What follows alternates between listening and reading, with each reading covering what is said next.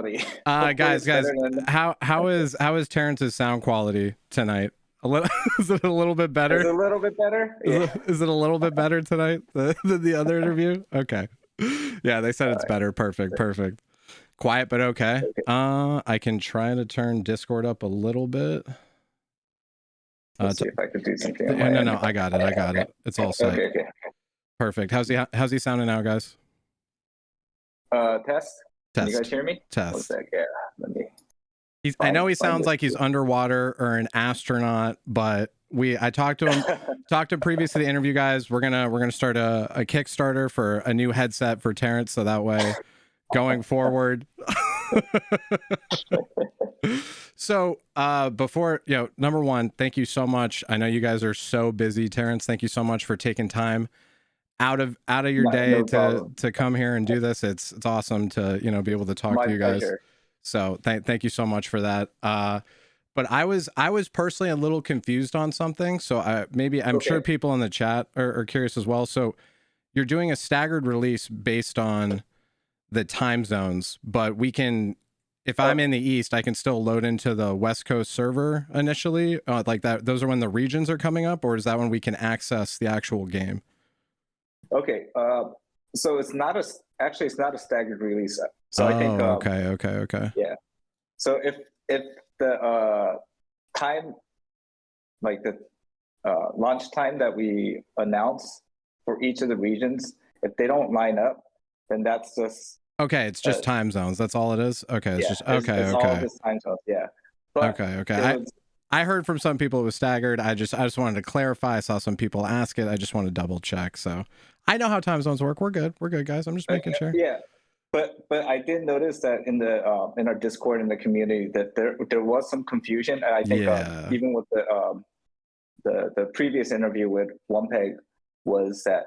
So I was explaining like this time the technical, I guess the process that we're launching the playtest is not through the previous like the same playtest feature, and we're doing it through their demo system. Okay. And so we're trying to align everything with their Steam Next Fest. Mm-hmm. And so Valve has a set opening time that they recommend, or their opening time for the Next Fest, which is 10 a.m.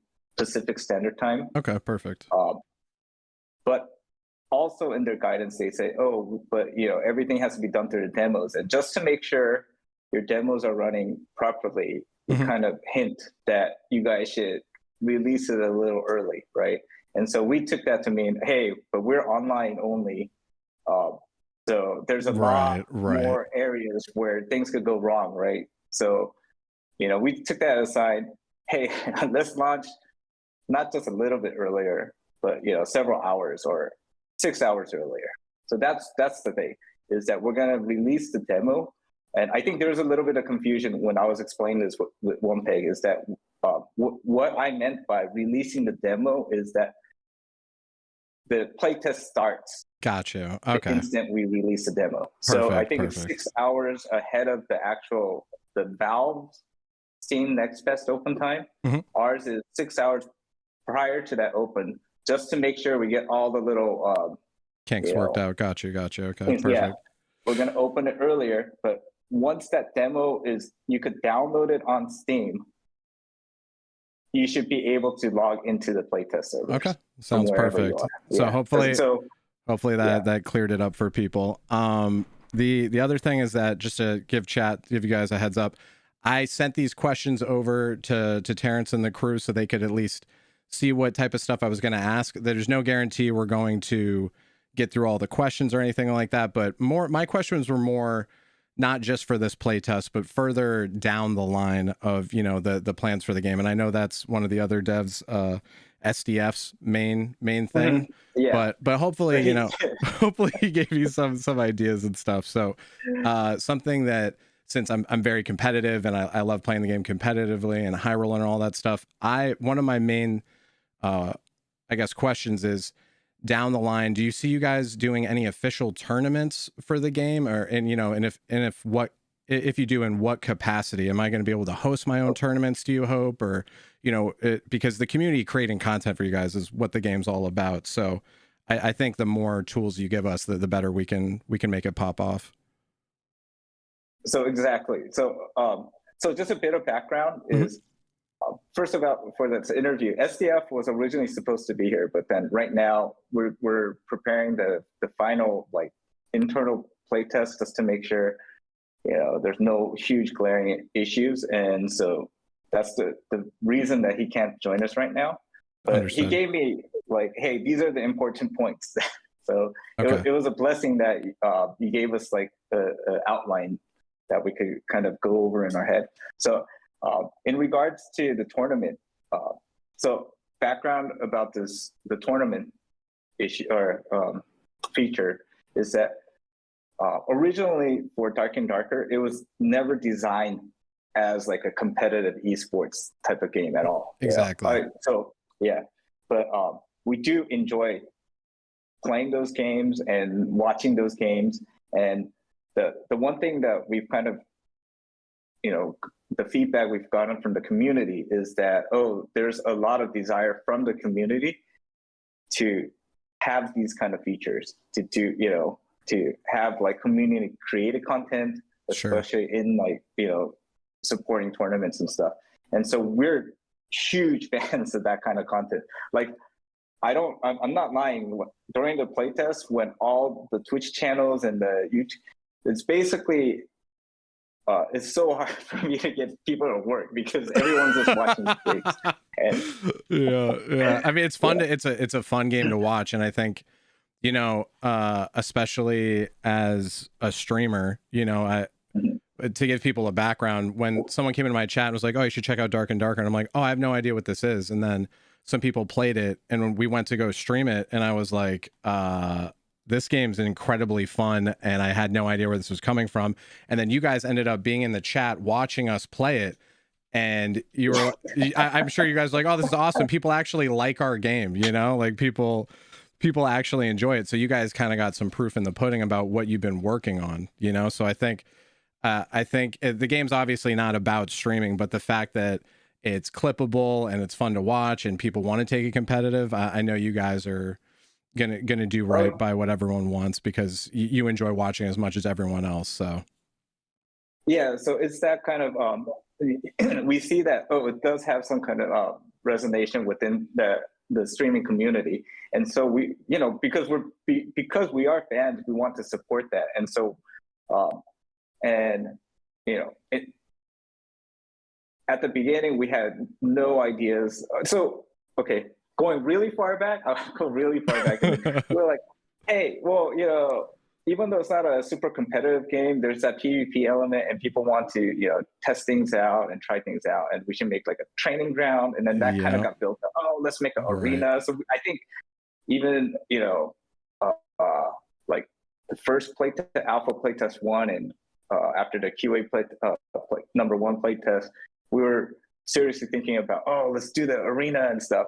I mean, it's on the back burner, and now we have bigger ideas, and we've thought of, oh, okay, these are the side effects that could come out because of that. So we have to do a lot more investigation, but like we get a lot of that kind of feedback from the community, and that kind of gets our creative juices running. So this playtest, the most recent playtest, we got so many requests for doing tournaments, right? And we're really looking into, okay, is this a possibility? So on the surface level, it seems like it'll be very easy to implement, but just the way when we started doing like the preliminary investigation, we realized there's things that are unique to our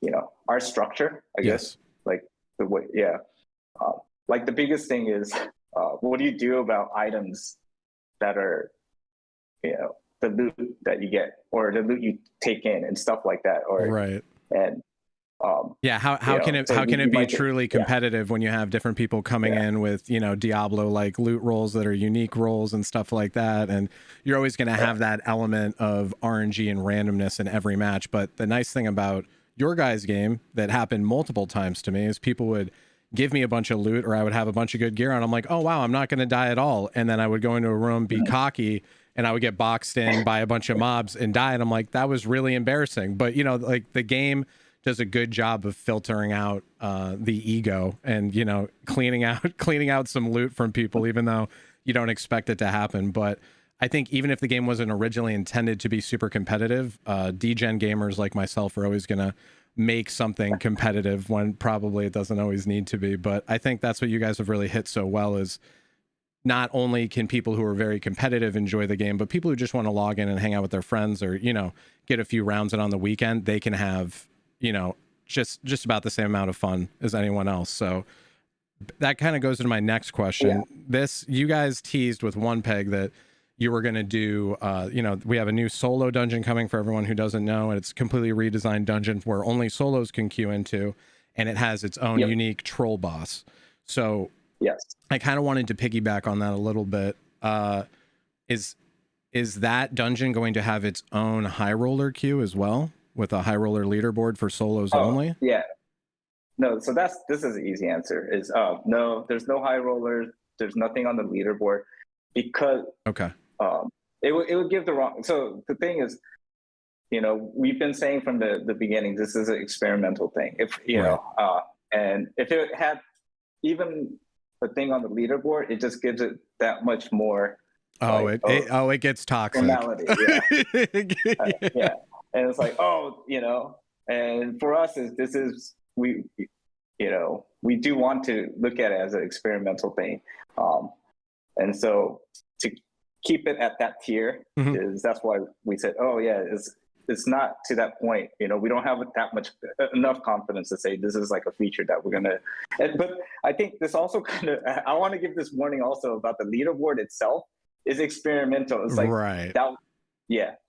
we put it in seriously last minute in the very first playtest, because we were like, oh, but we wanted to give at least, you know, that very first playtest was supposed to be like 3-4 days, right? And it's like we wanted to give our testers, our players, a short-term motivation, but it kind of worked out better than we expected. But I just want to, like, this is a, you know, just to clarify that the leader, everything could be different by the time we actually get to early access.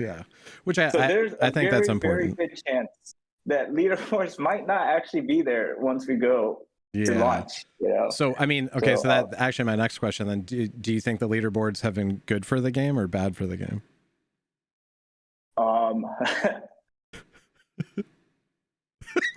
I don't know. There's positives and negatives, right? Like you positives and negatives. Yeah, definitely. You give a carrot for people to chase. You know, people can start a blooming Twitch career now by putting TTV in their name and, you know, getting on a leaderboard, and people can say they're the world's first and stuff. So I think it's good for that competitive nature. But what we also saw, and I think the first playtest that I was a part of, with the leaderboard, is that people would just get in really good gear and then take 3 guys and just run through lobbies over and over again just to keep their name up there. So that's why when you guys added the high roller to kind of separate that, I was like, okay, I think it felt much healthier for me, at least last play test, because if I wanted like a challenge, I would go solo into high roller with a buddy. But then if I needed to recoup losses, then I would go into normals and pick it up from there. So I think the high roller was a nice like middle ground. So I personally like the leaderboards just because I like to be able to stack myself up to other people, like who has less of a life, right? Like who's you know, it's always fun to see who's the biggest degen. So but yeah, so I'm totally on the same page. But on the other side of it is like there are concerns. It's like you know, and the thing was, it's not that we didn't put any thought into it, but we didn't consider all the different side effects that could come out from that. Right. And so even if the leaderboard, let's say we do choose to go with it in the future, in the actual release, is that there's definitely other things that we would probably need to tweak, if, you know. For sure. And then there's also things like I'm genuinely worried about the health of our players sometimes. I said the same thing because I was looking at the leaderboard and I would like go to bed and I'm like, all right, I'm like top 10 right now. I'm like, I'll just get some sleep. I'll wake up, we'll catch up. We'll catch up, you know. And then I wake up and they're like, they've got 300 kills. I'm like, what did they do last night, dude? Yeah. Yeah. And so I don't know, that's exactly what we want to be, the behavior that we want to be encouraging. So I think, you know, there's other things that we have to take into consideration.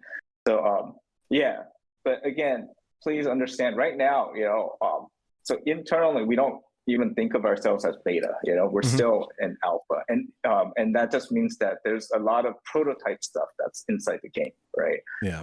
When we go to early access, that's also wait, my friend's saying leave the chat. But there's like this delay. Sorry, Chris, I can't. Yeah, early access that's to us internally what we think of as like in traditional development as beta, you know. Right. So another question I'm seeing brought up, guys. They already said they're going to add VoIP. That's going to be in this playtest, by the way. Apparently I wasn't ready for that. I didn't think you guys were going to get VoIP in this playtest. So I was thinking about the complications of it. You said that we'd be able to VoIP from stealth. That sounds very exciting. Yes. But then my next question is, because the dungeon is layered, right? Like, you know, sometimes you're gonna have people walking underneath you through brick and stuff like that. Did you test the audio where, like, you know, can people talk through walls to each other and stuff, or is it muffled? It's muffled. So it's using our sound integration. We're using a third party. It's called VoIP. Okay. And we're using a plugin that integrates with that. So it's going to be, yeah, it feels like people are, when they're talking, they're actually in that world. So if they're in like a dungeon area, you know, a large area, it has the echo, like when they talk, they'll also have the echo effect. That's going to be awesome.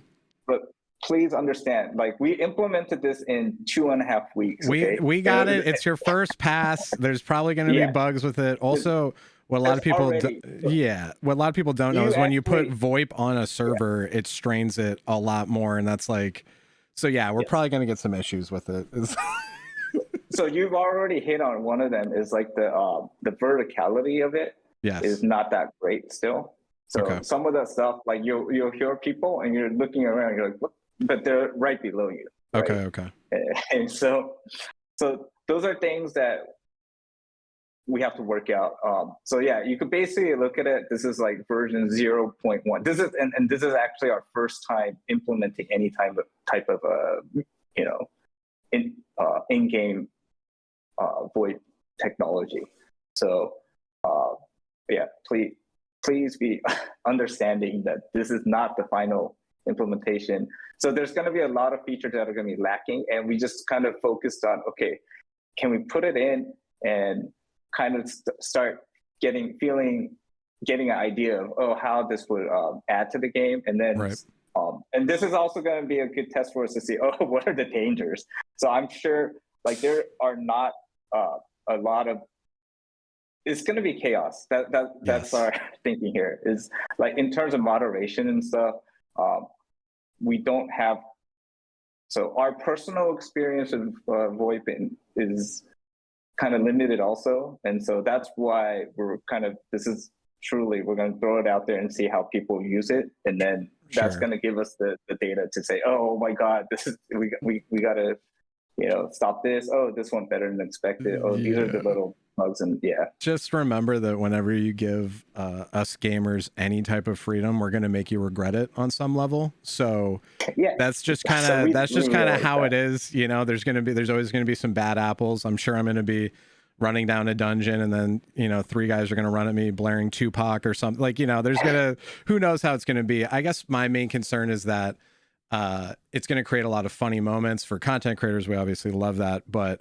it's just how much garbage are people going to have to deal with to get to the good stuff, right? So obviously people in chat are wondering if there's a way to mute it. I already know there's a way to mute it. You guys wouldn't add VoIP without a way to mute it. So that was a very base minimum that we knew that we had to have, was like instant hotkey that you could so it's and you could custom bind it. I think it's the comma key right now, is that's because we had no idea. We're like, where do we put it?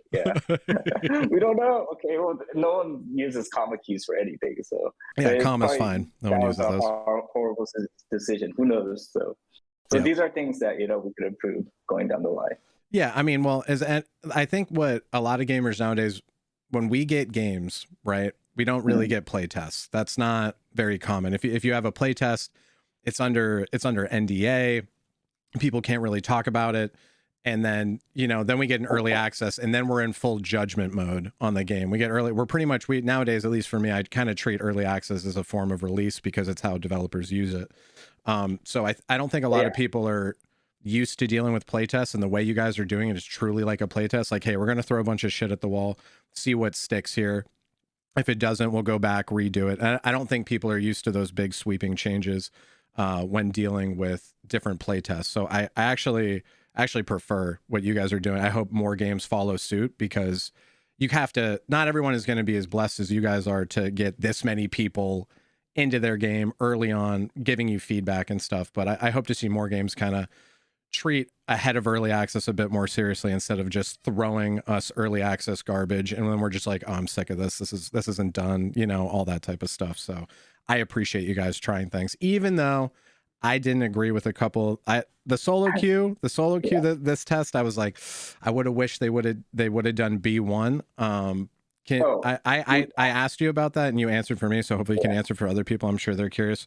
Was there a reason you went with solo queue map this time instead of fleshing out B1, which is the first level for anyone in chat? Yeah. So B1 is very, very high priority for us, right? And so the reason we went with this solo queue dungeon, so it's a totally, completely separate dungeon just for solos, right?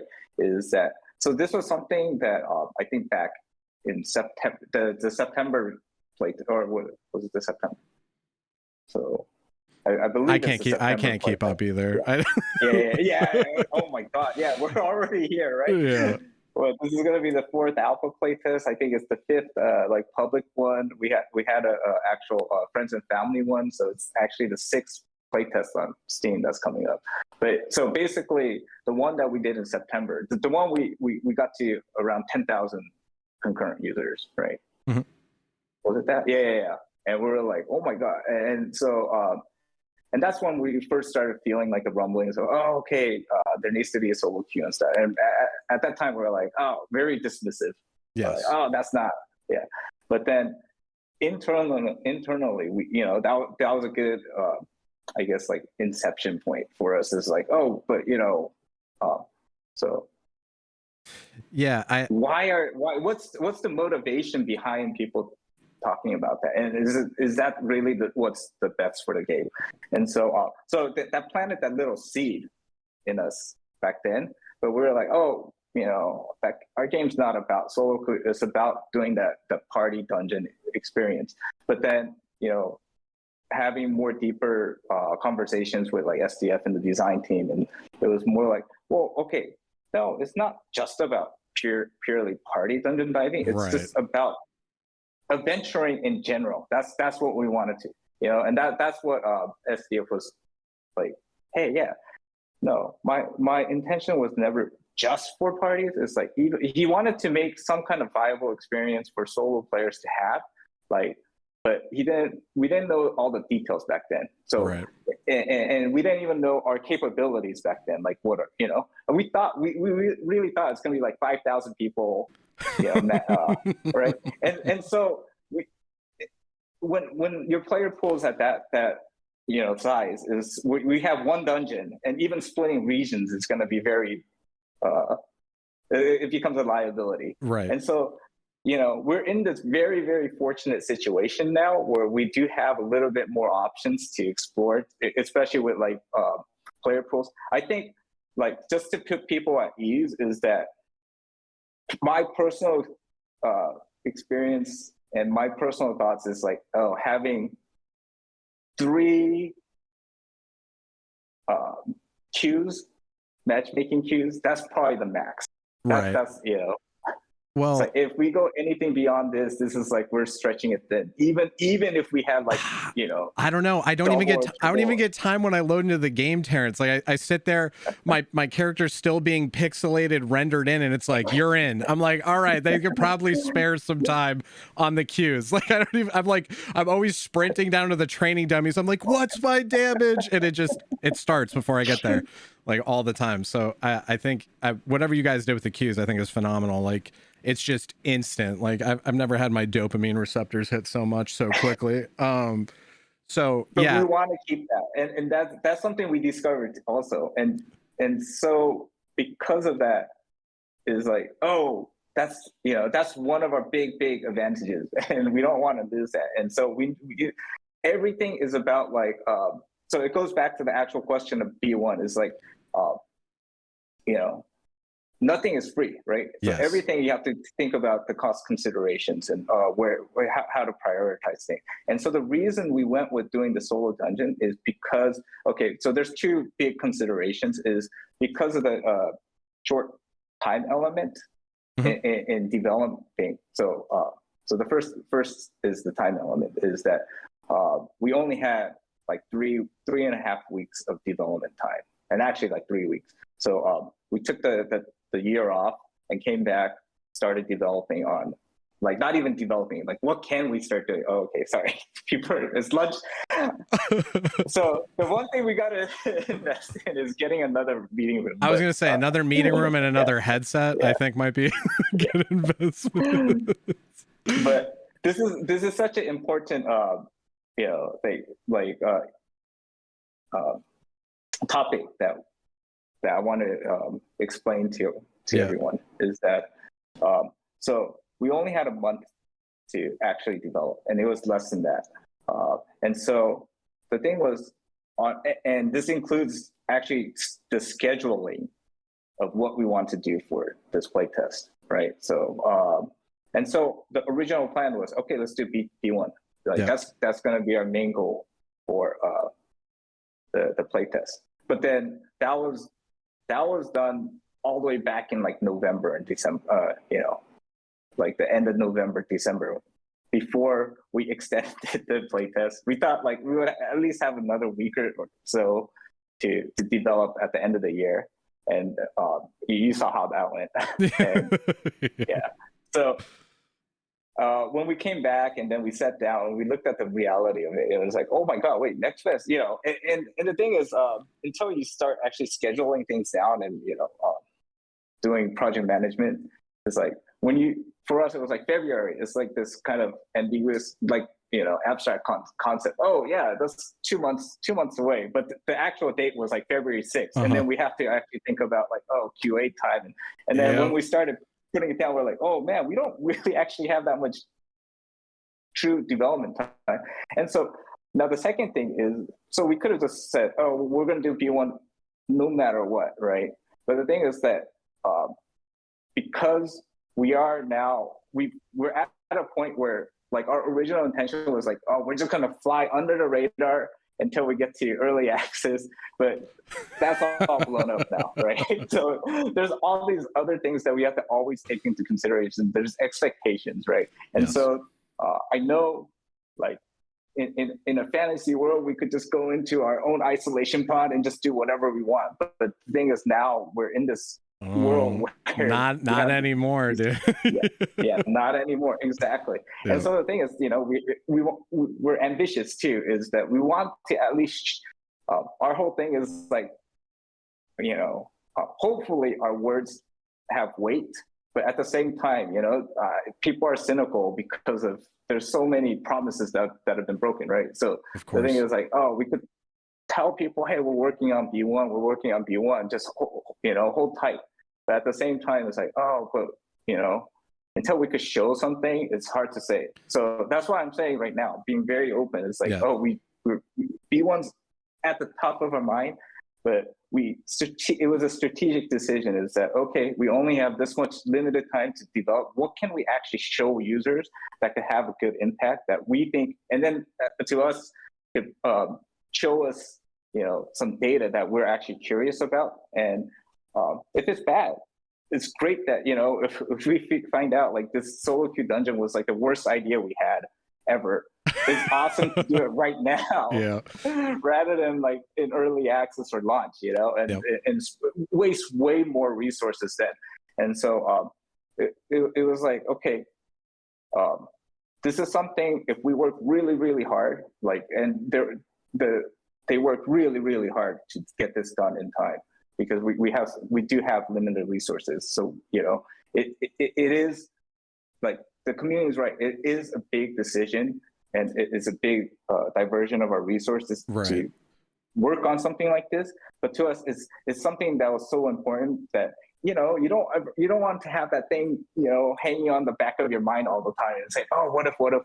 It's just better to do it and then get it out of the way, right? And then, or if it works out really well, okay, this is something that actually added value to the game and the product. And so yeah, it was a strategic decision, and it's basically coming from that, because we wanted to show rather than talk, right? And if we did B1, we would just be talking more and then just showing visuals. It wouldn't have been finished. I definitely understand that part. It, like, we just crunched the number and it was like, B1 is, I mean, it's not, it just didn't fit in that slot. We just needed a little bit more, right? But then we're like, hey, this is another thing that's not as high a priority, but it's something we're passionate about. And oh, whoa, that puzzle piece kind of just slotted in there perfectly. And so let's do that as a strategic decision. So that's what I wanted to make very clear. Look, even though I'm against solo queue, I agree with the decision. And for people that don't know, B1, so right now we started B2 and we go to B3. B1 is the intended first level of the dungeon, which, and correct me if I say anything wrong here, is going to be a bigger area, more supposed to be more open, with more players. I think 32 was what was estimated. And then we're going to like find the dungeon and then go down to B2. So the reason, go ahead. Oh, no, yeah, you got it. Yeah, that's perfect. So the reason B1 is so important is because it's the first part of the game. So I had a lot of people come into chat and be like, I want a solo queue, I want a solo queue, I want a solo queue.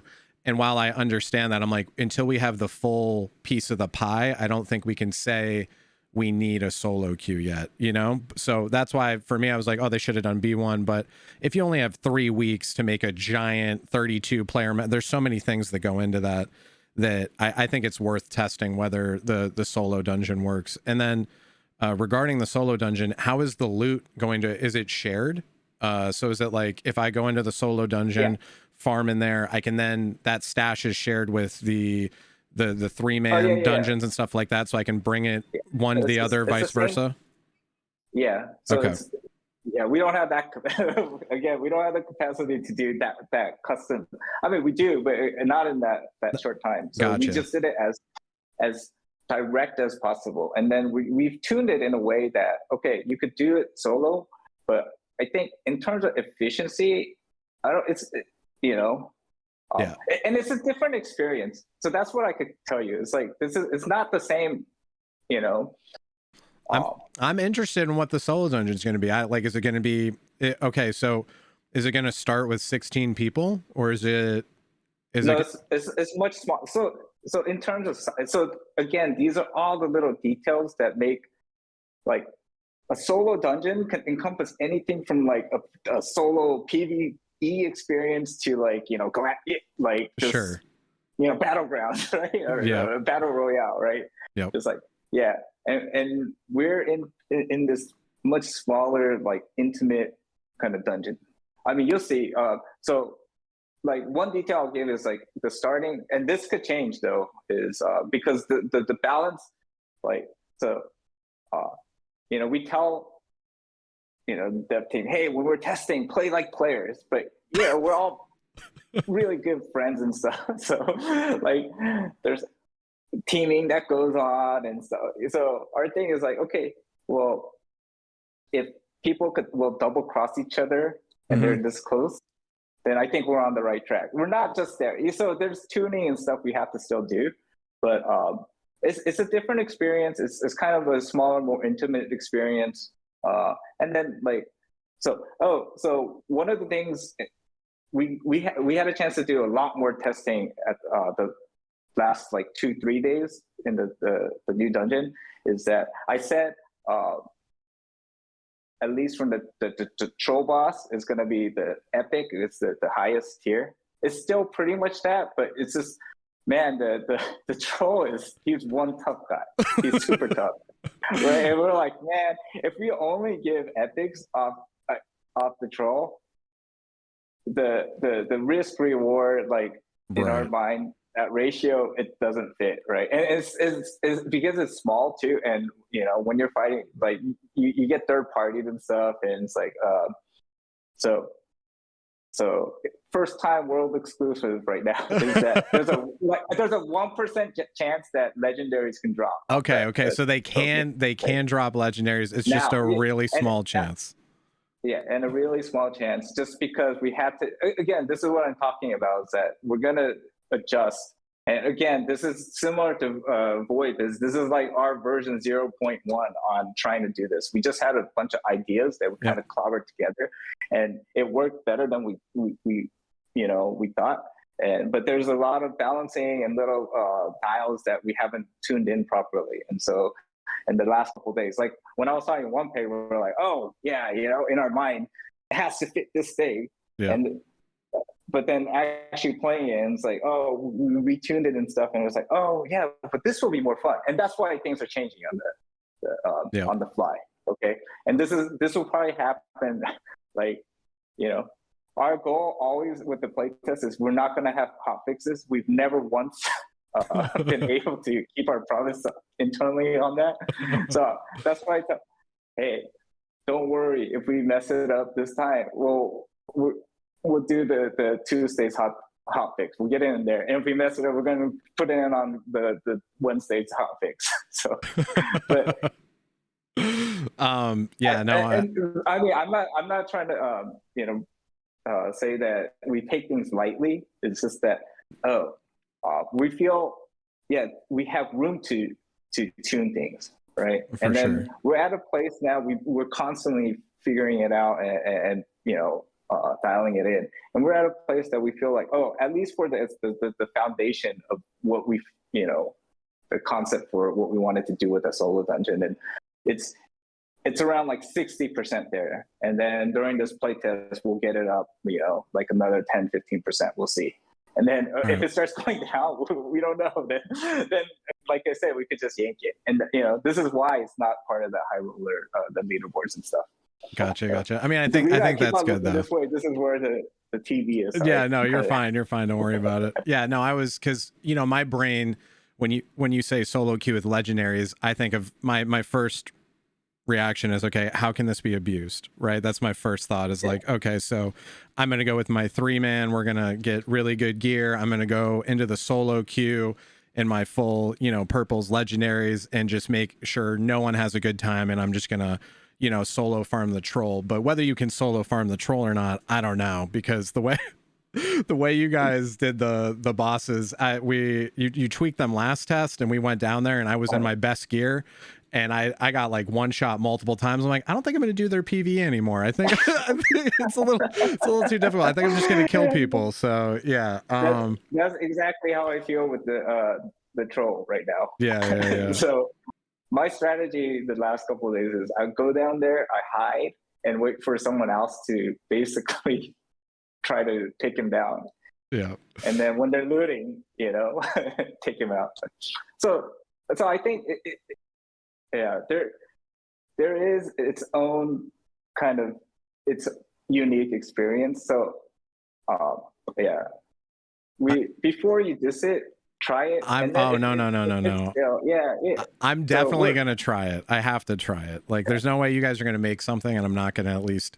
I think it's important for, even if like I don't completely agree with a solo queue, solo dungeon, whatever, if I want to have a proper opinion about it, I need to do it. There's no way I can just sit here from from the back and be like, yeah, that's a crap idea. But the truth is, no one really knows it's a bad idea until we put it in the game and we try it and we see what the the implications are. So I think it's cool. And then also just to see what you guys envisioned for like a new type of dungeon, because to me, you know, B2, B3, they change drastically between the playtests, but after you get familiar with the puzzle pieces, I kind of know what one of your rooms is. You know what I mean? So, so exactly. I'm curious to see in the solo dungeon if you use some of the same puzzle pieces, or if, you know, it's like a whole new thing, like an open cave. I don't know. So I'm excited to see what you guys have cooked up in 3 weeks, by the way, which is just crazy. Like I've been with a lot of video games and a lot of dev time, and you guys do crazy stuff in a short amount of time. So just don't burn yourself out. That's all I'm saying. We love the game. That's the whole thing. Yeah. I think everyone's ready to play it, but I think we're here at the pace you want to take it. And I'm sure everyone in chat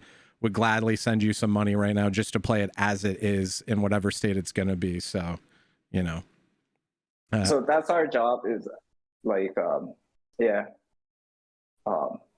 we appreciate all that the community love, but I think our expectation on ourselves is that we're not there yet. So we you know, so we want to make it worth your money when you guys, you know, when we do actually open up to taking money. Yes. But we still have a bit, you know, of stuff that we want to put in and make sure we have at least the right foundations, and so and the right messaging, and then, you know, so I think that's the thing, is like the long-term goal for this is you know, right now we're very content lean, and you know, because we've been focusing on getting the systems in, and we're still, you know, probably, you know, maybe like 60% of the way on the core systems, the essential systems that we still need to work on.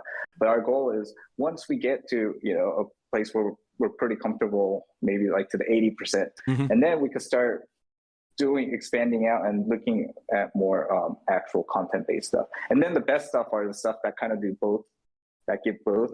And so I think, you know, so that is what, the other reason, like, the solo dungeon is kind of like, hey, if it does work out, it's like killing, you know, 2 birds with 1 stone, right? It's like a system thing that we tested out, and hey, it worked out better than expected. Maybe not, we don't know, we'll see. But if it does, and then it does actually add new content, you know, expand the content, and then that gives us a little bit more breathing room and freedom to see, oh, okay, these are stuff that we could eventually start expanding out in the future also. Gotcha. You said something in the interview with One Peg that kind of stuck out to me, because I could tell we were on the same wavelength, because I said it before you said it, and I was like, okay, he gets it. Because some people were asking, you know, can we buy stash tabs? Can we have more space? And I'm like, right now, they really don't want to give us more space, because if I had infinite storage, I wouldn't need to go trading. I wouldn't need to, you know, be looking for new gear. I could just fill up, you know, my stash, and there'd be no need for me to really farm. I could just go kill everyone and, you know, not worry about it. So I know that you guys are working with basically the puzzle pieces you have right now to get the most out of the test. Because when I was playing the last test, I was like, you know, I love this game, I enjoy it, but I don't think there's much more than like a month here for like the normal gamer. You're being very generous internally. We're like, oh man, yeah. And so that's a big fear, you know. It's like, oh, okay, we got to give at least a month of, you know, content, and so yeah, and I you know, also is like content creators, meta gamers, all that stuff. We burn through stuff as quickly as possible, you know, 18 hours a day. So it's difficult to keep up with that. Which that kind of goes into the following questions I have. You know, you're talking about the game being 60% done, and I think to some people they feel it's finished as is, right? You know, they're like, yeah, I love it as is, I don't need anything more. But often people don't know what they actually want, is something I've found, even myself.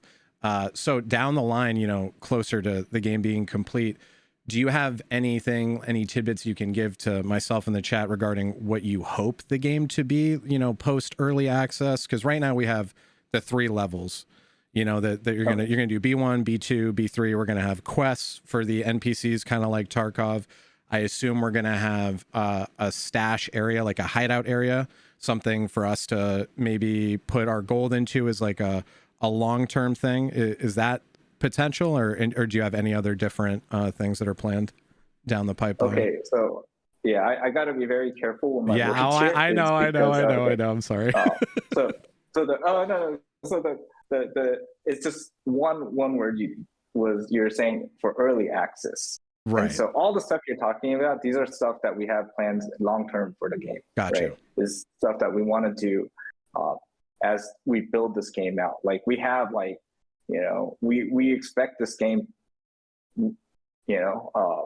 to run for minimum 10 years, or 20.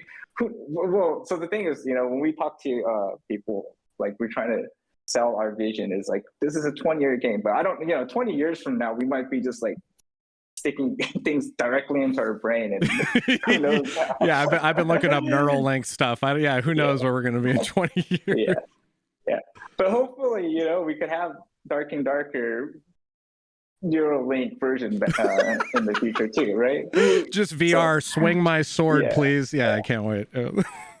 But so I mean, we have everything you talked about, we have plans for that. But, okay. So, but for early access, our main goal for early access is we want to get to that, in terms of the foundational, functional, essential systems that we feel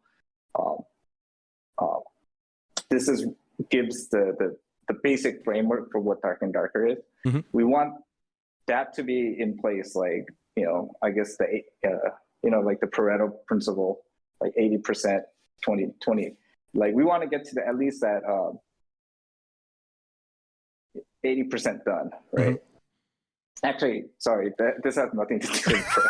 It's okay. Don't worry about it. But that's the internal guideline we're looking at is so we want to get to a point where we have enough internal base systems in place, and then so our main goal in early access is of course expanding those systems, but then that rate is going to slow down once we go into early access. But it's not going to be feature complete for sure. Right. But then what early access is signaling to people is we at least we have the basics of Dark and Darker.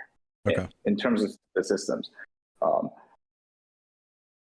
and now we're going to start focusing on how to expand those systems with actual more content. So gotcha. So we should have, when we go into early access, a somewhat idea of what kind of dungeon structure, how many dungeons, or what kind of, how do people get into dungeons? How do people matchmaking stuff? And then once we go into early access, then we'll start actually work on making those dungeons, Mm-hmm. So right now we only have, that's why I said B1 is kind of a necessity, is because if we don't have B1 in place, then how do we start actually building? Right. Well, the whole picture would be incomplete without B1. And then that's, so for you guys to go to early access, I think, correct me if I'm wrong, you want the 3 levels of the dungeon pretty solidified, and then whether the solo dungeon or not, whether that's going to be a part of it. And I think you just want the general game flow to work, because the way it's supposed to be is 15-esque minutes in each zone, so it's going to be 45 minutes for someone to do top of the dungeon to the bottom, and that playthrough that's a bigger commitment, I think, than some people are used to doing to the game right now, where you load in, you might die instantly to a skeleton, or maybe you get through the run and you just extract in 15 minutes. So I think it's important for you guys to get that done for early access, just so we can see how people feel about going through 3 levels. That's going to be totally different. And then also regarding the multiple levels, I had the idea a while ago that, it kind of sucks when you go from one level of the dungeon to another, that there's not going to be a lot of people there if you cleaned out the previous lobby, right? So you're kind of in an empty dungeon by yourself. And then you guys either, came to the same conclusion or whatnot, but you're going to have different games match up in between those lobbies, so that the second or subsequent levels are going to be more full, correct? So that's something we are working on. Okay. So we actually considered really hard to put it into this playtest, but there's some, what is it Well, that's a big system too. That's completely changing how all of your servers work and talk to each other. So I can imagine that would be nuts for this playtest.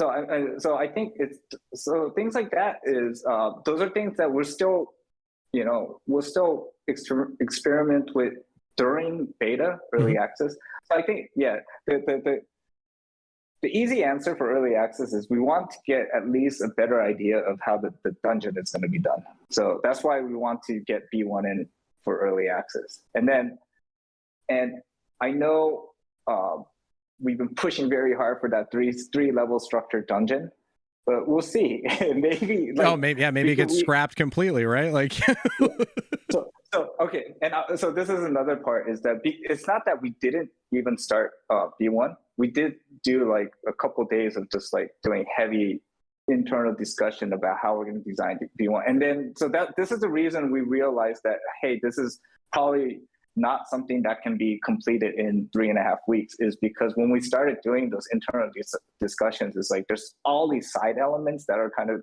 coming in, and then we're like, oh my God, we might be biting off more than we could chew, or these are very critical stuff that we didn't consider originally with the B1. And so this is why,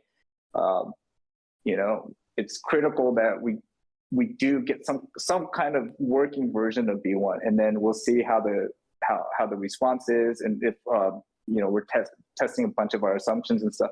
And so, but until we get that, it's hard to say that this is dark and darker. Yeah. And then once we get the answer from here, then it's going to be a lot easier for us to say, okay, so now we know, like, okay, what our limitations are, and and then we can start working on doing actual a lot more dungeons. And so it goes to like our vision for what we want to do in the future for dungeons. It's like, there's not always three level dungeons. It doesn't have to be that way. Right. That's what I was thinking. Like down the line, there could be a 3-month DLC, or I don't know how you're gonna do your monetization. That was another question I was gonna have, but there could be like, oh, we're introducing a whole new biome of dungeon type, and then people get a whole new take on the dungeon, because the game has like a certain feel to it right now. Like when I load into B2, I know what's going on. I've played, like hundreds of hours at this point. I know how it feels. And you touched on something with One Peg, like, when you go into B1, are you going to see the sky? Is it going to feel like you're finding the dungeon? Those are all like different things that go into the game. So I think down the line, the table's really open for you guys to do whatever you want with it. So I think it's very interesting and admirable that you guys are admitting you don't really have like a locked in solid idea of what you want the game to be. It's changing with the playtest as you get info and stuff. And I think that people should understand they're part of a playtest and don't have too many expectations, other than the fact that you guys just know how to make a good game. That's the only expectation I have, is that every time I play, I'm just astonished and surprised with how polished every playtest is. I have to say this because we would go like a month between a playtest, and then you're like, okay, it's Halloween. Here's like a bunch of pumpkins and all this like Halloween themed stuff. And I'm like, okay, I play games that are launched that don't even do that level of detail just to like the lobby. So I think you guys should be proud. And I think the community is completely behind you with whatever you guys end up doing. So I wouldn't stress on that too much. Thank you. Yeah. So one point that I did want, so it's true. Like, so we do have an idea of what we want to do, but what we've learned, this is a basic thing that we are thinking even from the very beginning, is that we have an idea of what we think we want to do. Yep. Right. But we don't have all the details, and then we could be wrong too, right? So the best way to figure that out is to actually test it out. But the one thing that I think that kind of separates us, or the one thing that always we're very confident in, is that in terms of even if we don't know the details, at least in terms of the direction, yes, we're confident that we're going in the right direction. And it's just because we know that, okay, like it all goes back to, we want to capture that feeling of, oh, you're in this fantasy dungeon diving experience. And that's what we're always thinking about. So, like doing the 3-level structure, that's just one way to execute it, but it doesn't need to be the right way, or it doesn't need to be the only way. Our main goal is that we want to have excellent dungeon diving experience. And so, like, you know, this is an easy example with dungeons, is that it doesn't always need to be that structure, right? Because, you know, when you're playing with friends or you're doing pen and pencil, it's, you know, I bet you, like, most dungeons are not that kind of structure. Of course. That's what fit our needs at this point. But there's all sorts of different types of awesome fantasy dungeons. And so those are all inspirations for us that we could kind of overlap and figure out we're still heading in the right direction, figuring out those details of how to execute it properly. Yeah. Well, I appreciate that you guys try things. Like, I know, like, you know, the crafting system you threw in kind of last time just to like see, you know, with the gathering and the Ruby stuff. And I'm sure that wasn't like a final system, just the way it was implemented. But I appreciate that you guys threw it in there. Like, okay, this is like a rough draft of what we were kind of envisioning for the system, and, you know, let the players figure out if they like the idea behind it and stuff like that. I think that's a smart way to do it. So a lot of people, I'm gonna go off on a tangent here. I see a lot of the same questions come up in chat, so we don't have to stick to all my questions. I'm totally fine with that. I know you guys have more classes planned, right? We know that people always want to know, that people are always curious, you know, when am I going to get to play out my warlock fantasies, my bard, you know, am I going to be a necromancer that summons skeletons? And so to me, I always think of like, okay, game balance, you know, how crazy are they going to get, blah, blah, blah. Do you have like a certain, I don't know, Dungeons and Dragons, some type of lore that you're looking at for your classes so people can have like, because I this is what I personally know. I know we have like a bard and a druid and maybe a monk or, you know, a sorcerer, stuff like that planned. Are you pulling those from a certain area, or just where games you grew up on in classes that you guys are used to? Yeah, just games we grew up on, you know. So I think, but again, it's just like we're not trying to, at least not at this point, is that we're not trying to do anything crazy, you know, novel in terms of the setting and experience. I think one of our things that we're actively trying to do is actually piggyback on the familiar, right? And so, and that's been our strategy from the get-go, was like, oh, you know, we don't want to, we're not actively trying to create something brand new. That's not our job. Is that we want to create our own, we want to give our own spin on something that's traditional, right? And so I think even with the classes, that's why we want to do very traditional classes, at least for now. Maybe, you know, we get more confident in the future and stuff. Like, okay, hey, maybe we'll try something else. But that's way, way, way down the line. And, of course. And we still have this huge pool of knowledge and resources that we barely begun to tap, right? So, are you guys thinking you're going to have any classes before early access, or like any new classes, or do you guys just want to get the pieces of the pie together first before you start adding more variables like that? Yeah, again, it's a bigger, you know, I think we'll bite off more than we could chew if we're doing new classes right now. So hopefully, you know, as a challenge internally is that, hey, let's try to get that bard out for EA.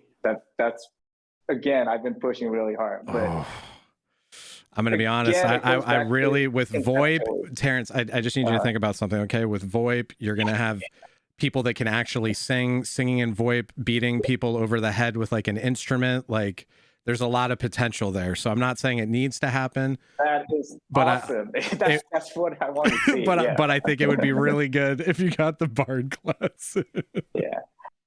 And so we're gonna work very, very hard on that. But again, it goes back to like, conceptually, it's very, you know, we have a cool idea. Of course. But it all comes down to like, okay, you know, can we actually do it in time? And so, but I think it's going to be a good challenge for us. And, you know, I'm semi-confident that we could get that done. But we'll see. I think we have more confidence in you than you guys do at this point. Just I have to say it again, you know, as like an MMO PvP gamer survival guy, like the industry has been really rough of late, just with the games that we get in the games that I'm personally interested. I'm mostly not interested in a lot of the games that come out nowadays, just because they don't really, as far as like a PvPer goes, we're just kind of left by the wayside. So I think you guys have managed to create a game that appeals to a lot of different types of gamers, a lot of different types of players.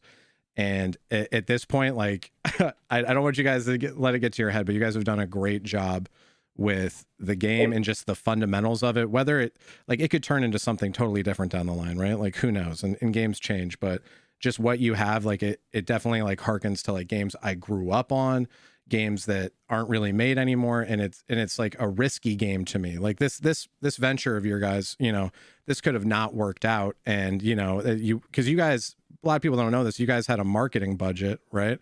And then you saw how much people liked it, and you're like, okay, we don't need that. We can, you know, we can put that into other things in the game. So I think that's awesome that, you know, you guys are nailing it so much that you could actually do that. We have no marketing budget anymore. Perfect. And our marketing budget is called the server cost. That's what it is. And it's way more than we ever thought it would be. I bet. Okay, that's the next question for this playtest. What do we got to, like 55K concurrent or something like that last playtest? What? I think it was 69. Okay, so even more insane. Are you ready? Yeah. Are you ready for the floodgates this playtest? It's going to be even more than last time, right? So in terms of the technical side of things with the server, yeah, I think there's going to be hiccups, and we keep on improving each time. But like, you know, so if I'll be honest, like trying to prepare for that stuff actually causes more hiccups. Yeah, I can see like that. The last time we were like, oh, you know, we were trying to put in extra protection for like DDoS attacks and stuff, and that actually made more connection errors in the beginning and stuff. Yeah, if we left it as is, it like we wouldn't have had those kind of connection issues. Yeah. But it was like, oh, okay, but it's a good thing we had that, and then we fixed it, and so but that's why, you know, in terms of confidence of having bigger player, you know, numbers on the technical side, yeah, it shouldn't be an issue. I'm interested to see how the servers hold up with VoIP, because I know that's a new strain on the servers, so it'll be interesting. I mean, the last playtest, you are the only times I've seen you guys have any issues with like a patch or something. You know, you had like a little bit of hiccups with the server stuff, and you know, people spawning in on top of each other. But usually like that was like one of the only things I noticed. You know, there was a couple regions were having issues, but for how many people were playing it, I think you guys did very, very well. Okay, I'm going to rapid fire a couple random questions, and then you can just knock them out of the park. Are there any plans for crossplay down the line? No. No plans. Okay. Easy. All right. I like plans. That. All right. Monetization. I've heard a couple things knocked around, like buy to play with, you know, either cosmetics or stash tabs. Have you guys locked that in on any way, or do you still not know at this point? Yeah, we don't know. So I'll give you engaging. Again, the business model we feel we're closest to now, and it is the one like Dead by Daylight and Hunt Showdown, where they have the base game that they sell, and then they do have like those DLC packs, right? So, like, you know, they have the new killers and stuff, and so.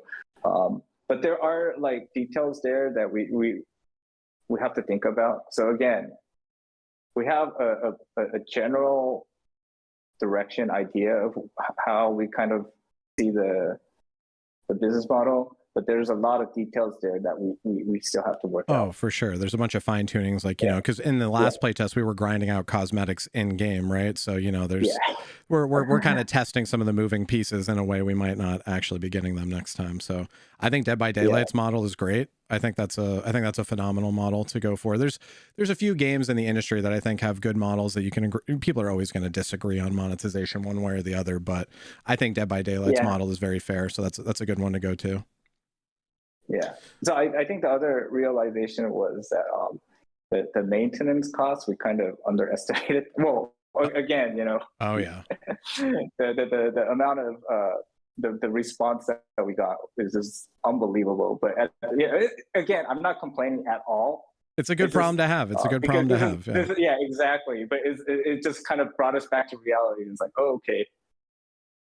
So how how do we make sure like the lights are running and that we're not out on the streets anymore? Of course. I mean, you can't just charge a box price and then you're just running these server costs indefinitely. Yeah, of course. So I think a lot of people when they're playing games, they forget what goes into running a game, especially a live service game like this with crazy servers and stuff. There's a lot that goes into it. So I think that's a great model. Okay, hang on. But there's multi-pronged approaches to that. So I mean, monetization is part of it, and then optimization. So there's other. Yep. But it was kind of eye-opening. What? Okay, I'll shoot one more on that. Battle Pass, yes or no? Personally, I'm not a big fan of Battle Pass. Yeah. I mean, I buy Battle Passes and stuff. Oh yeah, we all do it. We all do it. Yeah. But it's kind of like so there's two reasons why. The first reason is just like personally, I'm not a big fan, but I don't know. I can't say yes or no because then I get the bill for the servers and I'm like, oh, okay, we have to do Battle Pass this instantly. No. Put the Battle Pass in SDF quick. Yeah, exactly. No. So the reason I'm not a fan is that kind of the whole FOMO aspect is like, oh, if I don't buy it now, I'm missing out. Right. And so we kind of want to limit that as much as possible, but again, it goes back to the realities of running the business now, and yes, totally makes sense. But in terms of running the business too, it's probably better not to do the Battle Pass just because then we have to change the way that we run our development because you just need so much extra content, and I don't know if actually that kind of having an abundance of all this kind of extra content actually adds to the value of Dark and Darker product. And it does add to the cost for sure, right? Yes. And so it's the preliminary thinking right now is it's not actually a good fit for our product for Dark and Darker. I think I agree with that. Makes it easy. Yeah. But I can't make a hard promise, No, I get it. No, don't make any promises because what'll happen is if you say anything with a definitive, point here, someone's going to quote it, put it on Reddit and be like, Terrence is a liar. Remember when he said that? So I think, I think we get it. I also think that on Battle Passes, it just like, I don't like when my progression is tied to like a monetary amount. And then, I see people with some like cosmetic. I'm like, oh, I want that. I need to swipe for it. Like I always like that there's something I can do in game to get to the same spot. So I agree with you on the Battle Passes. Progression between wipes. So I had heard a while ago that you or at least SDF said this in passing, you were looking at 3 months for like a wipe cycle. I know you're not locked into that. 3 to 4 months. 3 to 4 months. I mean, I think that sounds good. Do you see any type of progression lasting between those wipes for the vision of the game? So this is again way down the line. I got you. We want like trophies and stuff. And so if you could, again, our biggest inspiration is coming from like Ultimate Online. And so that's my favorite game, Terrence. That's my favorite one. Okay, continue. So I think that's why it resonates. Our game resonates with your audience, and yes. But so again, I might just be talking out of my ass right now. That's because okay. This is something like 2-3 years down the line, But our goal is to have like player housing. Right. And then if you're inviting people over, you want to show off all your deeds and your achievements and stuff. And those are the things that should probably carry over from wipes, right? Yes. So you have a cool trophy, like so what someone comes in and they know instantly, okay, you have that kind of legacy, right? Exactly. That's what I was envisioning, like when I think of like because like before your game, I never really tried any extractors, and I'm mostly like an MMO player. I need that permanence, that progression. And then I tried your guys' game, and I was like, this has enough progression for me. But I'm like, constantly my brain's like, let's make this more like an MMO because that's just where my brain goes. So when you talk about inviting someone over to your hideout or something and showing off your trophies, like that's exactly what my brain went to because you know, down the line, what I hope for Dark and Darker, you know, other games to follow suit, but you guys are definitely the best positioned, is, you know, you have this area that you're proud of, that you've got your achievements between the wipes on. You have like a training dummy area set up where, you know, you can like do damage testing. You can have people over to practice duels, or you could, you know, sit down at a table and play a card game, you know, like all that in between lobby stuff, because as I said, your guys' queue is so quick and efficient that there's really no downtime. So, so it's like, I would like a spot where I could have some downtime. I got to calm down every now and then. So I obviously that's way down the line, but I think that's great. Yeah. Yeah. Again, it just goes back. It just, now everything comes back to the, you know, the details and the execution and doing the reality of it is like, because we're on the same, we're like, oh, we're just going to do everything like that. And then now we realize the cost of running, like, you know, having dedicated servers for all that. We're like, oh, okay. Exactly. My brain's like, yeah, again, it should be easy. Yeah. But it depends on like, so,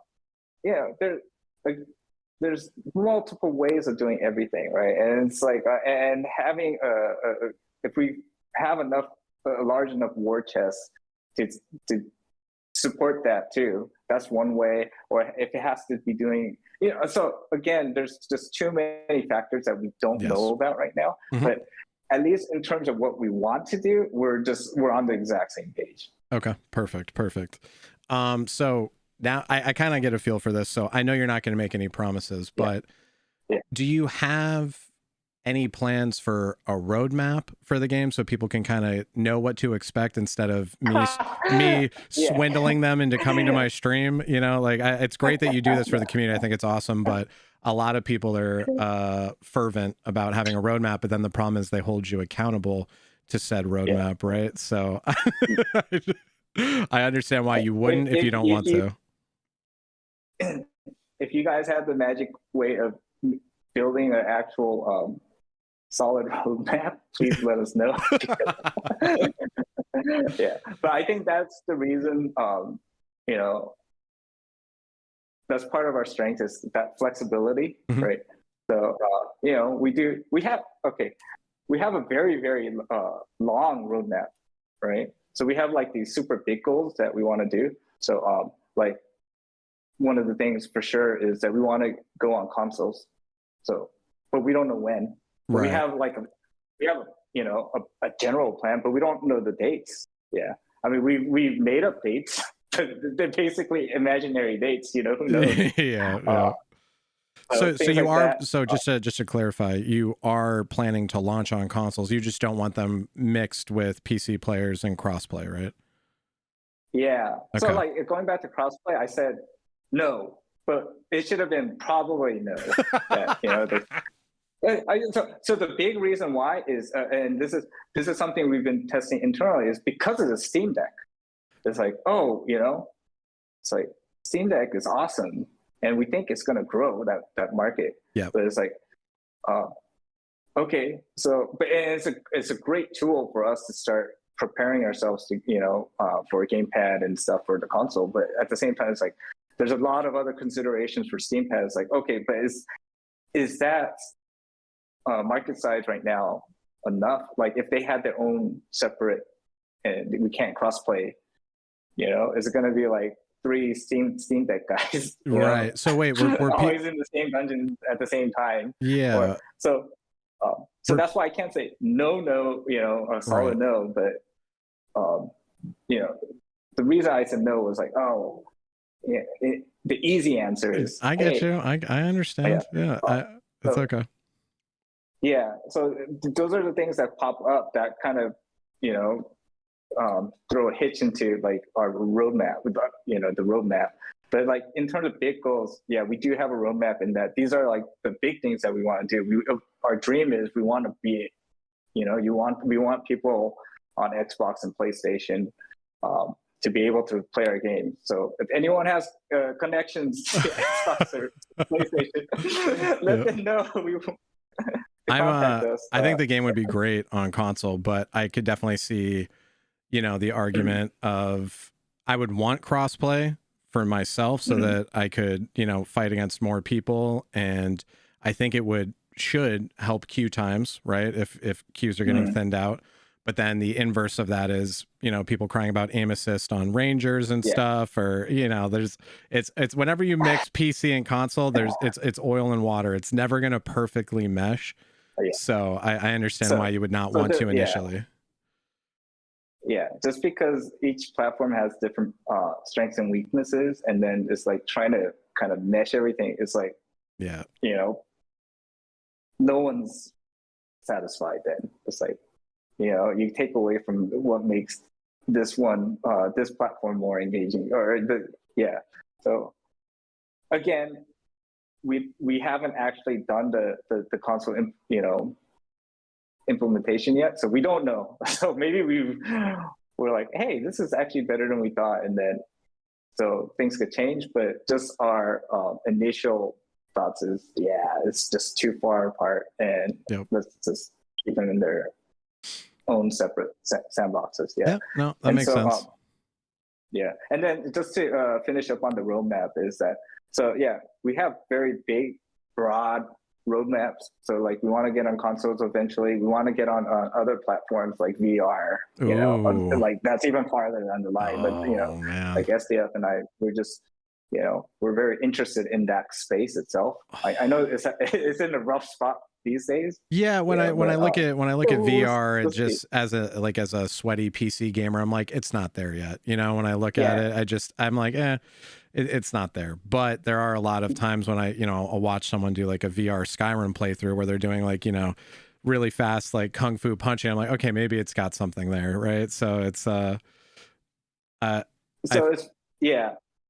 So again, that's why I can't give you dates because there's so many other factors. But it's like that's something we're passionate about. It's like we want to do it anyways, just as a personal passion project kind of thing. But again, we have so much other stuff on the plate right now that this is way down the priority list. But in terms of like in our headspace and stuff, we're like, oh, that'll be so awesome. Well, I think it's important that people understand that you guys came from really corporate gaming dev studios, and you guys were pretty much cogs in a machine probably working on projects you didn't like to work on. And this is like, you guys started a passion project that turned into something more than just like a few guys working on something. Now I'm sure you guys have beefed up, hiring and stuff like that to meet the needs of what's going on. So I think as long as you guys keep that passion, I think the community is going to be behind you 100%, just because I can only speak for myself, but in my community, I know we're just so jaded because we just deal with so many games that, that people like to use words and BuzzFeed phrases and stuff like that. And I'm like, yeah, I've heard this a million times. I know it's not going to be what I know you're marketing this to people. And once I get in there, I'm going to find something I hate about it. So I think you guys approach it. I'm the marketing team. Yeah, exactly. This is the marketing right here. Yeah, exactly. This is our entire marketing strategy. It's being here talking right now. But that's fine. No, actually, we have Grayson now, who's been a awesome help. So he's helping us with the community and stuff, and then hopefully he could start taking on more of this load. Yeah. But I mean, so we we're in that kind of the same jaded, but it's not like they have the big companies, they have different priorities and they have different incentives. So it's not like we're blaming them or anything. It's just, but they're run more as, they have to risk management, like huge development costs. And for us is, we kind of saw that as, it could be, a benefit, but it can also be like a double-edged sword, right? And so that's why we're trying to be very careful about like even like how we're going to grow the development team and stuff. It's like, we know that the expectations have just gone up here, but if we try to just match that, we're probably going to fail horribly, and then it's just going to have much bigger consequences. So the whole thing is like, okay, the reason we left those big corporate jobs was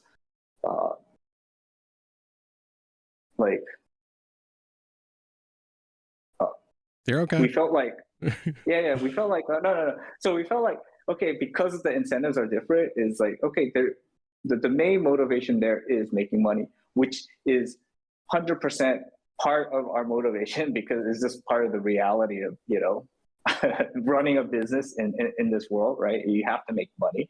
Yep. But that shouldn't, the difference is that should be part of the picture. And it just seemed like that was taking up more and more of the motivation and the incentives, right? Is that, okay. And so for us, is another big thing for us is our motivation is sustainability, right? It's like, how do we grow it to be healthy for as long as possible, right? And so that's what we're talking about. It's like, so like you said, being passionate, that's another way you can motivate, everyone. Of course. It's not just money, right? Yep. It's like, oh, okay, having something that you love to do, or you're just like, oh, that's kick ass, And so, yeah. I think that's, I just think that's so important. So, it's easy for us to sit as armchair devs and be like, why isn't this? Why isn't this? Why isn't this? And then, I'm sure if any of us actually tried to make a game, we could probably relate. I'm sure. Yeah, you'll definitely relate, but I'm sure. I think that's what another thing that developers could do better is that is tap into that pool, because definitely there's that passion, right? The community. Okay, this is another hint, but because we're talking about roadmap. Right? Sure. Like, you don't have to leak too much, just a little bit, just a snippet is fine. Yeah, just a little, So I think is another strategy is, in terms of, I'm going to frame it as like a business strategy, but I think this, if we could get something like this to work out in the future, it would be awesome. It's like, hey, companies can do a better job of tapping in and getting better community involvement for like content and stuff. Yeah. So I think, Steam is doing a pretty good job with their like community marketplace and stuff, and like trying to figure out a way that we could kind of match up incentives, right, for that. I agree with that. Yeah. So. Yeah, again. Go ahead. Sorry, I didn't mean to cut you off. Matters most, right? Yeah. Well, like I think development. I think you guys want to make sure whatever you put out, you're proud of, and I think that's important, especially since this is your first studio or your first game as a studio, right? So it's, or do you have another one? Yeah. Oh, no. So, we have different backgrounds. This is actually my second startup. So, second startup. But, okay. Yeah. But they've, that's RIP. The first one. Yeah, don't worry.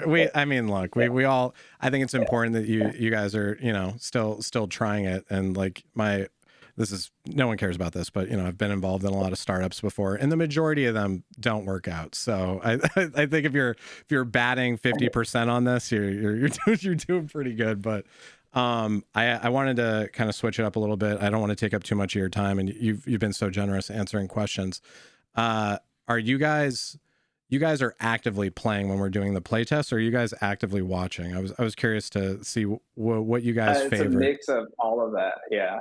So and then actively developing. So like so the design and the programming team probably have the least amount of opportunity to actually play.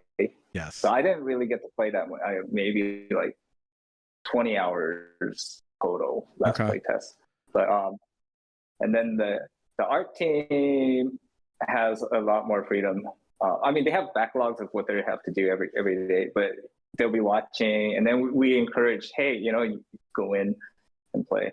But again, we're located in the studios in Korea, so we're usually all on the I was just hoping to get a chance to slay some of the devs. That's all I was hoping for. Maybe like a special title, something in the Discord. So again, those are things that we, so what fans find cool, we find cool too. Right. And so that's what we want to accommodate. But but then always there's that clash with, okay, we got to run the company and we got to fix bugs and stuff. So But we do try to encourage, our devs, hey, when you get a chance, get in there and play. Yeah, exactly. Well, I mean, I think it's important for you guys to have your hands on the thing while other people are playing, because internal tests are only going to, like you said, you guys are friends, so it's going to be a little bit. It's not the real thing. It's not. Yeah, it's unorganic. Yeah, exactly. So my next question is, what's your favorite class to play? I've been avoiding, like, people ask that every time, right?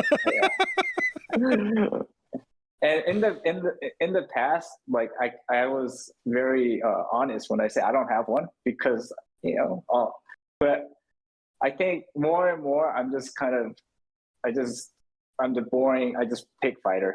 Oh, you're like, defaulting to fighter. Okay, all right. Yeah. But I mean, when the Bard comes out, that's the new main. There you go. There you go. Yeah. How much time do you have left, Terrence? Maybe like 5 more minutes. Okay, perfect. All right, guys in chat, I'm gonna let you guys spitball some questions out, and anything that he's already answered, I'm gonna gloss over because you guys don't know how to do your due diligence. So just ask some questions, and if anyone asks something that hasn't been asked already that I think is worth asking, I will ask it for him. They've answered anti-cheat before, guys. They're working on their own in-house anti-cheat, and they're not opposed to getting like an easy anti-cheat on top of that. Talk about skill trees. He answered that with one peg. They said that they've pushed that back right now regarding the talents and stuff. So that's pushed back. You guys you didn't do your research, guys. Portals to get to solo queue.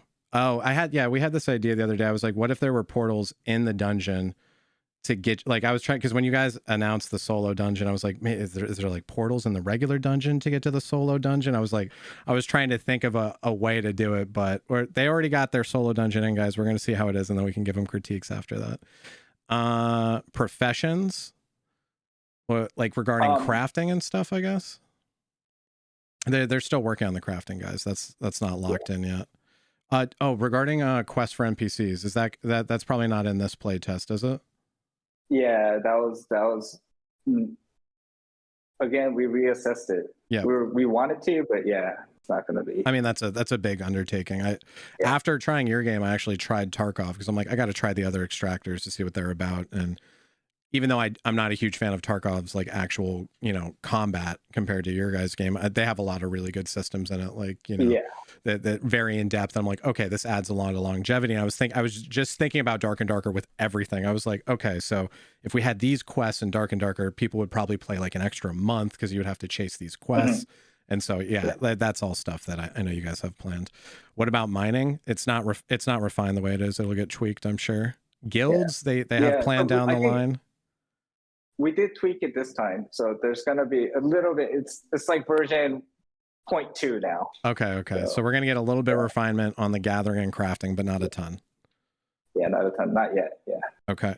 New classes and races. Yeah, they've got a bunch of that stuff planned. Definitely. There's going to be a bunch of new weapons planned. Don't ask the general questions like that, guys, because that's if you ask them what it's on their mind, they have it down the line planned. So stuff that's like pretty much. It's Yeah.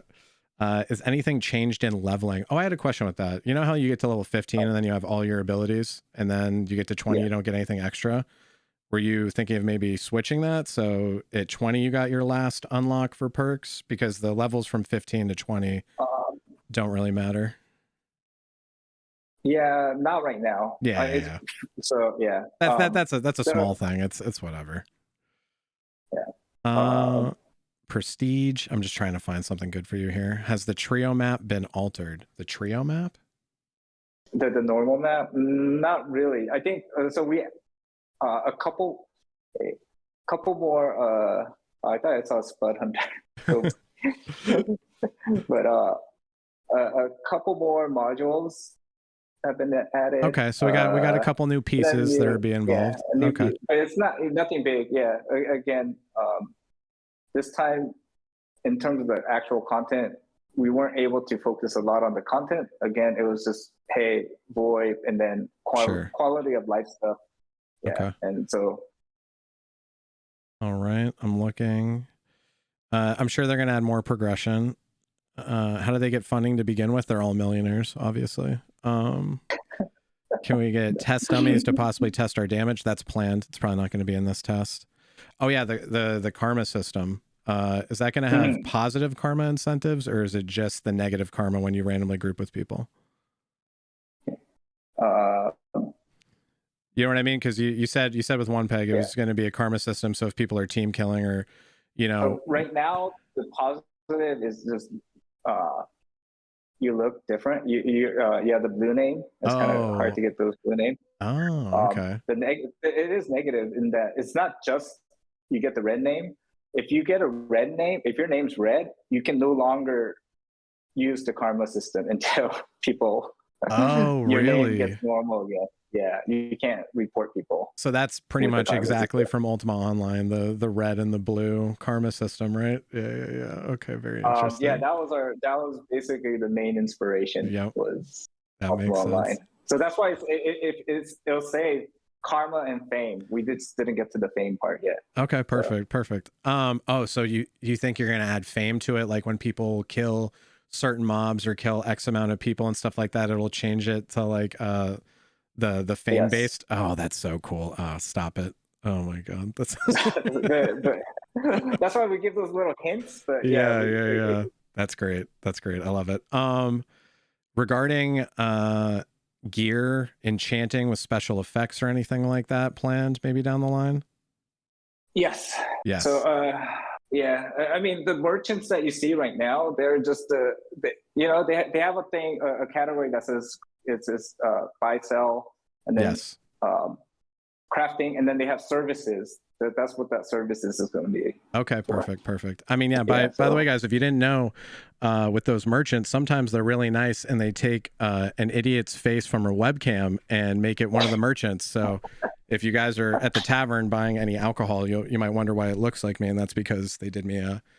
By the way, like I hate to talk about it because I know it's like my ego, and I don't mean to do that, but the fact that you guys put me, like, you're putting players in the video game for just being involved at the beginning is like, I it's like the coolest thing that's like ever happened to me. So thank you so much for giving me that. It's cool for us. Again, it just goes back to like, hey, this is cool. If you guys think it's cool, we probably think it's cool, and that's why we want to do it. Like having Easter egg is part of like, this is what builds up that community, and you make this history, right, in the game. Yeah, exactly. So that's one of our goals with Dark and Darker, is to have this kind of history with our players. Yeah, it's very you're the awesome. Godfather. That's well, that's the thing. You call me the Godfather because I was the first one to stream it, and then SDF's like, "Would you be cool if we make you the Tavernmaster?" I'm like, just pick one, SDF, whatever you want. I'll do whatever. So it's just it couldn't happen to a cooler game. So Terrence, I think we went over the questions quickly. I don't want to keep you here. I'm sure that people need to eat lunch at the. Luckily, it's been a little bit warmer. and they're eating in the break room right now. So. Yeah, no, but I just want to say in closing, thank you so much for taking the time. I know you guys are super busy. You got the test coming up. I'm sure everyone is very, very anxious. So many people ask skill level based matchmaking, yes or no. They've already tried to take a stab at that with High Roller. Yeah. They're not going to do that. Yeah. But again, I think it's going to make 2 times too big. So yeah, exactly. I agree with that. But I'm going to let you get out of here. Thank you so much. I'm sorry I couldn't answer all the questions. You can never answer all the questions. You can, no. Do you want to say anything in closing for everyone from the community? I just thank you from the bottom of our hearts for this like fantastic journey that we've gone on so far. And then we have a very heavy burden, like responsibility, and we'll do our best to make sure that, we fill that role. We never thought, we knew we were doing something that we always, that had the possibility to become popular, but like right now it's just like, whoa, what's going on, you know? Yeah, so, I mean, look, that's life though, right? Yeah. Now you've got this huge responsibility, and we're all depending on you. Yeah. Obi-Wan Kenobi. You've got to give us a game we can play forever, Terrence. Okay. No, but no, honestly, thank you so much. That's our goal though. Yeah, I know. That's our goal. I know. No, thank you so much. Check it in, right? Yeah. All right, I'll let you get out of here. Thank you so much, Terrence. I'll go field their questions for you. And I appreciate you guys so much. And we'll see you during the test. All right. Yeah, we'll see you. I need to put a countdown on stream. Around 8 hours and 20 minutes from now. Okay, 8 hours 20 minutes. It's a date. Yeah. We'll see you there. Thank you so much, Terrence. Okay. All right. Bye. All right. Have a good night. You too. Bye. Bye. Oh my God. 8 hours and 20 minutes. Who's counting though? Not me. Not this guy. I'm not counting. Yo, guys, can I get some love for Terrence in the chat, please? Oh my God. What a legend. What a legend. Like they're at the office getting ready for the test. I'm like, can we like do an interview, please? I'm like a struggling streamer, please.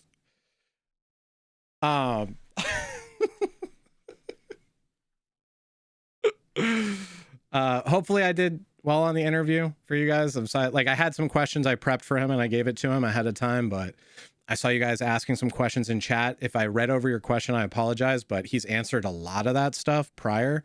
So if you guys want to, he answered a lot of these questions with one peg. So if you want to watch those interviews, he answered a lot of the stuff. So I didn't want him to repeat himself. And then also I definitely want to apologize about the ads running during the stream. That stuff's all automated by Twitch. I should have had my finger on the snooze button to stop it, but it's Twitch. I'm sorry. You know, with inflation, I'm sorry. Get ad block. I don't care if you get ad block. Okay. I'm sorry.